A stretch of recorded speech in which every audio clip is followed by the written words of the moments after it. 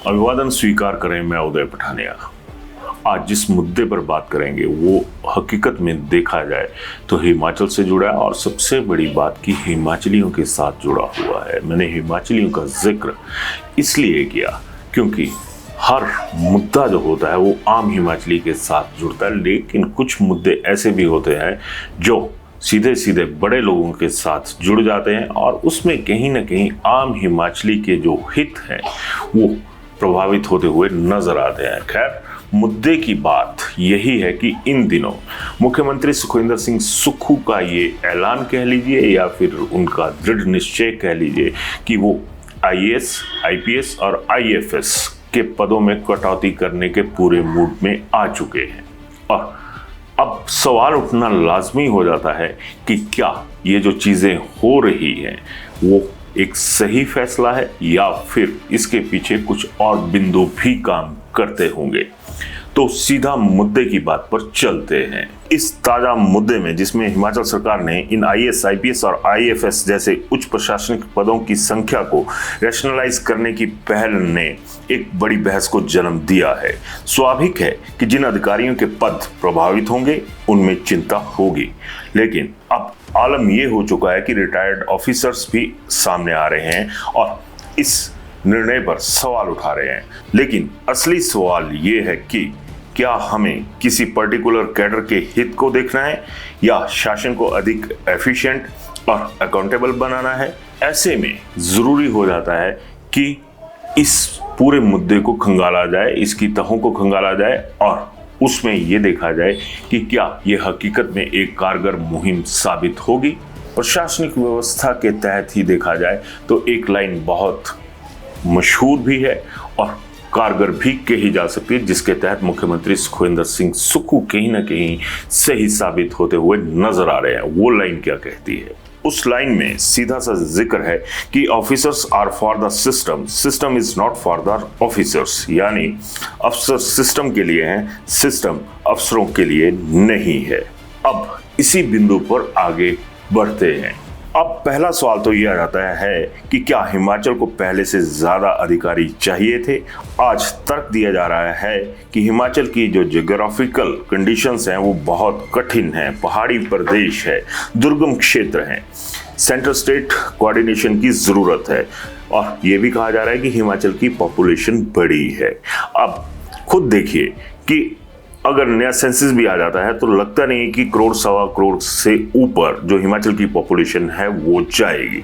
इसलिए कहा जा रहा है कि ज़्यादा से ज़्यादा आईएएस ऑफिसर्स की ज़रूरत है। लेकिन यहाँ पर एक बहुत सिंपल सा सवाल है कि जब हिमाचल में आईएएस अफसरों की संख्या कम थी तब भी तो हिमाचल चलता था। आज भी ज्योग्राफिकल कंडीशन जस की तस हैं, कोई बदलाव नहीं आया, लेकिन ये जो अफसरों की तादाद है इसमें बहुत ज़्यादा फर्क आ चुका है। यानी पहाड़ जस के तस हैं, नदियाँ जस की तस हैं, जंगल जस के तस हैं, लेकिन टस से मस नहीं हो रहा है। तो ये जो तीन कैडर आईएएस, आईपीएस और आईएफएस का मैंने जिक्र किया, ये जस के तस, टस के मस नजर आ रहे हैं। अब आप खुद देखिए, अव्वल दर्जे की जो कम्युनिकेशन सिस्टम है वो फास्ट हो चुका है। दूर दराज के क्षेत्रों में टेलीफोन है, नेटवर्क है, तमाम चीज़ें हैं। लेकिन जैसा मैंने पहले कहा कि पहाड़ आज भी वही हैं, दुर्गम क्षेत्र आज भी वही हैं और सेंट्रल स्टेट कोऑर्डिनेशन पहले भी था, आज भी है। तो क्या पॉपुलेशन बढ़ने से सीनियर ब्यूरोक्रेसी का जो ढांचा है वो लगातार बढ़ता रहना चाहिए? ये एक बहुत अहम सवाल इस बहस से निकलकर सामने आ चुका है। और एक बड़ा टेढ़ा सा सवाल वो भी है कि रैशनलाइजेशन की बात करें तो वो तो पॉलिटिकल सिस्टम में भी हुई है। कुछ साल पहले मंत्रियों के पदों में कटौती की गई थी और अब क्या सिस्टम है? 11 मंत्री हैं, 1 मुख्यमंत्री है।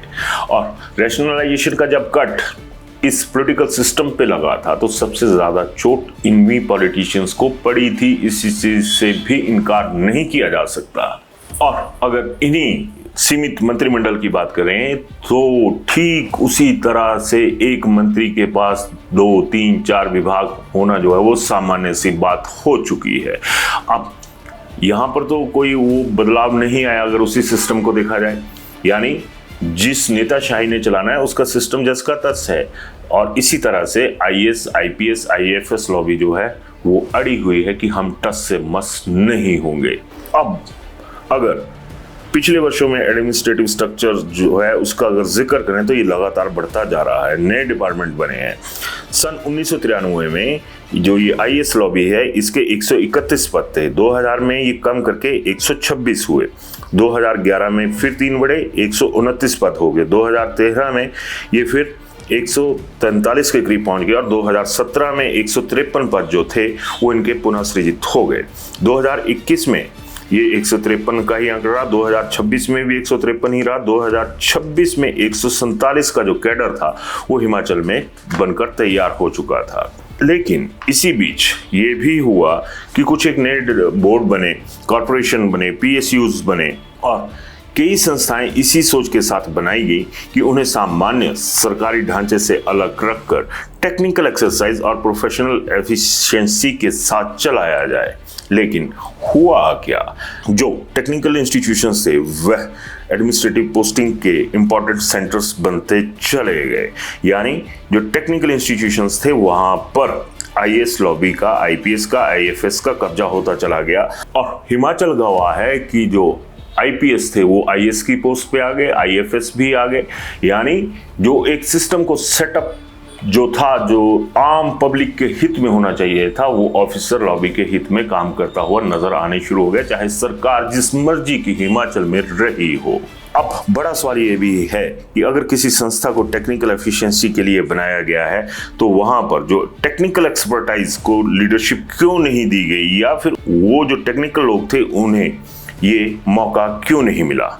अब आप खुद देखिए, चाहे एचआरटीसी हो, एनर्जी हो, पीडब्ल्यूडी हो, इरिगेशन हो या कोई दूसरा टेक्निकल सेक्टर, यहाँ पर एक तरह से देखा जाए तो इन्हीं आईएएस लॉबी का कब्जा रहा, सेक्रेटरी पद पे भी, दूसरी चीजों पे भी, जबकि जरूरत यहाँ पर टेक्निकल जो लोग थे उनकी थी।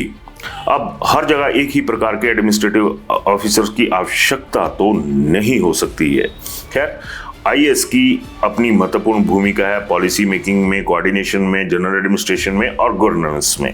लेकिन हर प्रॉब्लम का सॉल्यूशन जो है वो आईएएस नहीं हो सकता। जहां टेक्निकल नॉलेज निर्णायक भूमिका में है वहां टेक्निकल लीडरशिप को भी उतना महत्व मिलना चाहिए था, जो कि इन दिनों नहीं मिल पा रहा है। इन दिनों तो छोड़िए, कई सालों से हिमाचल को नहीं मिल रहा है। अब सवाल उठता है कि क्या टेक्निकल इंस्टीट्यूशंस जो हैं हमारे, उन्हें भी आईएएस से चलाएंगे? क्योंकि अगर किसी टेक्निकल इंस्टीट्यूशन को अंततः उसी जनरल एडमिनिस्ट्रेशन सिस्टम से ही चलाना है तो फिर एक सवाल और उठता है, उस संस्था को अलग पीएसयू या फिर ऑटोनोमस बॉडी बनाकर रखने का औचित्य ही क्या है?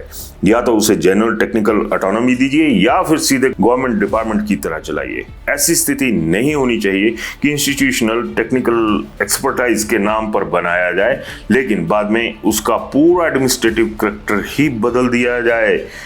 हालांकि ये आईएएस ऑफिसर्स की जो क्षमता है उस पर सवाल नहीं है, लेकिन बड़ी बात तो ये है कि ये रोल और एक्सपर्टाइज के सही अलाइनमेंट का सवाल है।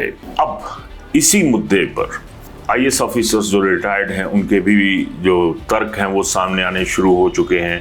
तमाम प्लेटफॉर्म्स पर जो आईएएस लॉबी है या दूसरे लोग हैं जो आईएएस सेवाओं से बाहर हो चुके हैं, सेवानिवृत्त हो चुके हैं, वो इस पर अपना तर्क रख रहे हैं। लेकिन यहाँ पर भी सवाल बहुत ज्यादा है। इन्हीं आईएएस ऑफिसरों की अगर लिस्ट को देखा जाए तो तरुण श्रीधर जी भी इस निर्णय पर अपनी हल्की फुल्की सी आपत्ति तर्कों सहित व्यक्त कर चुके हैं। वीसी फारका भी कह चुके हैं, जेएम पठानिया भी कह चुके हैं। उनके अपने आर्गुमेंट्स हैं और उनका पक्ष सामने आना स्वाभाविक है। लेकिन जब इन आर्गुमेंट्स को देखते हैं तो एक बात स्पष्ट दिखाई देती है। मुख्य चिंता जो है वो प्रमोशन प्रोस्पेक्ट्स को लेकर है। पोस्ट कम होंगी तो जाहिर सी बात है कि ऑफिसर कम प्रमोट होंगे। अब सवाल उठता है कि क्या किसी कैडर की प्रमोशन सरकार का प्राइमरी ऑब्जेक्टिव होना चाहिए, या सरकार का प्राइमरी ऑब्जेक्टिव जो है वो बेटर गवर्नेंस, एफिशिएंट एडमिनिस्ट्रेशन और पब्लिक मनी का सही उपयोग होना नहीं होना चाहिए। अब ये बिंदु भी सामने है, इस पर भी आप चिंतन कीजिएगा। अब आते हैं तीसरे पहलू पे।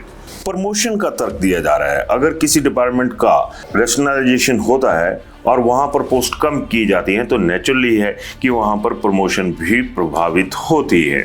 लेकिन जब दूसरे डिपार्टमेंट का रैशनलाइजेशन होता है तब यही एडमिनिस्ट्रेटिव सिस्टम उस डिसीजन को रैशनल, नेसेसरी और फाइनेंशियली प्रूडेंट बताता है, तब ये सवाल नहीं पूछा जा सकता कि इस रैशनलाइजेशन की वजह से कितने लोगों की जो प्रमोशन है वो प्रभावित होंगी।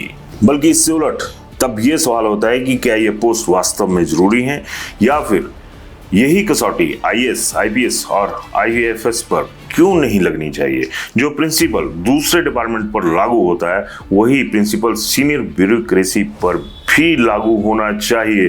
किसी भी कैडर में पोस्ट कम होगी तो प्रमोशनल एवेन्यूज पर असर पड़ेगा, लेकिन प्रमोशन इंपैक्ट अपने आप में किसी पोस्ट को बनाए रखने का पर्याप्त कारण नहीं हो सकता। अब इसी कड़ी में एक सवाल और निकलकर सामने आ जाता है जो कि बहुत अहम है। सवाल सीधा सा है कि रैशनलाइजेशन सबके लिए समान होना चाहिए। जब इंजीनियरिंग या दूसरे टेक्निकल डिपार्टमेंट्स में पोस्ट रैशनलाइज की जाती हैं, जब बोर्ड और कॉर्पोरेशन में रिस्ट्रक्चरिंग होती है, तब लोअर लेवल पोस्ट खत्म की जाती हैं, तब भी किसी न किसी अफसर की प्रमोशन प्रभावित होती है। लेकिन तब व्यवस्था कहती है कि सिस्टम रिक्वायरमेंट कम्स फर्स्ट, तो फिर यही प्रिंसिपल आईएएस कैडर पर लागू करने में परेशानी क्यों? जब रैशनलाइजेशन दूसरों के लिए होता है तो एडमिनिस्ट्रेटिव रिफॉर्म कहलाता है, और जब रैशनलाइजेशन अपने कैडर का होता है तो ये एडमिनिस्ट्रेटिव क्राइसिस क्यों बन जाता है? ये सवाल पूछना बहुत जरूरी है। रैशनलाइजेशन के मुद्दे पर ही आगे बढ़े तो पहले भी कई बार सरकार ने जो रैशनलाइजेशन है वो की हुई है। सरकार ने पहले छोटे स्तर के अनेक पदों को खत्म किया था, या फिर कहें कि कम किया था। फिर कुछ मध्यम स्तर के पदों पर अधिकारियों की संख्या को भी युक्ति संगत बनाया गया, और सरकार ने देखा कि सिस्टम फिर भी वही चल रहा है। अगर छोटे स्तर पर पोस्ट कम करने के बाद सिस्टम चला, अगर मिडिल लेवल पर रैशनलाइजेशन के बाद भी सिस्टम चला, और हायर एडमिनिस्ट्रेटिव लेवल पर रैशनलाइजेशन की संभावना पर विचार क्यों नहीं होना चाहिए? बड़ा सवाल तो ये भी है। लेकिन मुख्यमंत्री सुखविंदर सिंह सुक्खू के इस अचानक लिए गए डिसीजन को इमोशनल डिसीजन नहीं माना जाना चाहिए, क्योंकि इसे एक प्लांट पॉलिसी इंटरवेंशन की तरह देखा जाना चाहिए। और इसी कड़ी में अगर हम आगे बढ़ें तो यहाँ पर जो एक प्रिंसिपल है वो बहुत स्पष्ट होना चाहिए। सिस्टम ऑफिसर्स के लिए नहीं है, ऑफिसर्स सिस्टम के लिए हैं। सरकार का काम ऑफिसर्स के कैरियर प्रोग्रेशन को अधिकतम करना नहीं है। अब आप देखिए कि असल में सरकार का काम क्या इन ऑफिसर लोगों की भलाई के लिए होना चाहिए या आम जनता की भलाई के लिए? और शायद यहाँ पर ये फैसला तर्कसंगत भी है। अब वजह भी सुन लीजिए। सरकार का पहला काम अगर कायदे से देखा जाए तो जनता को बेहतर गवर्नेंस देना है। हर पोस्ट का एक पीरियोडिक असेसमेंट होना चाहिए, और उसमें ये पता लगाया जाना चाहिए कि क्या इस पोस्ट की सच में ज़रूरत है, या फिर ये सवाल भी जायज़ हो जाता है कि क्या जो वर्कलोड है इसे जस्टिफाई करता है, क्या इससे जो मेजरेबल आउटपुट्स हैं वो मिल रही हैं, क्या ये काम किसी दूसरे अधिकारी या टेक्निकल एक्सपर्ट्स द्वारा ज़्यादा एफिशिएंसी के साथ नहीं किया जा सकता था।